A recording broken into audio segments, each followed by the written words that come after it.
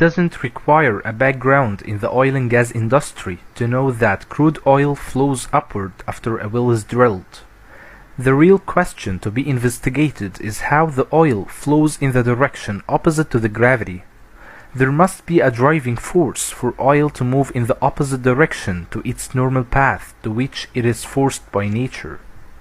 Fluid mechanics proved that any fluid moves from high pressure to lower pressure.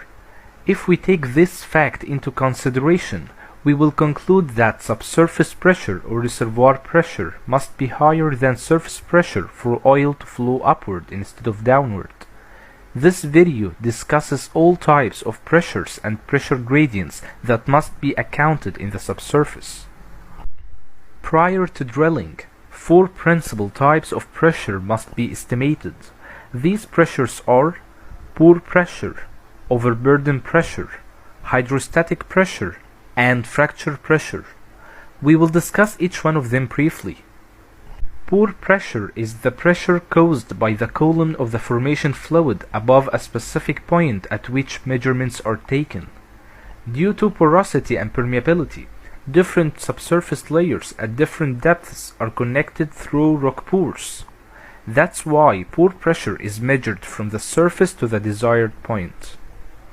Pore pressure equal ρgh, where ρ is the density of the formation fluid and h is the depth of the desired point from the surface.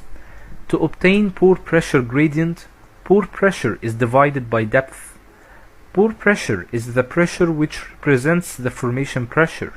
It is the actual pressure possessed by formation fluids by which they can flow upward to the surface.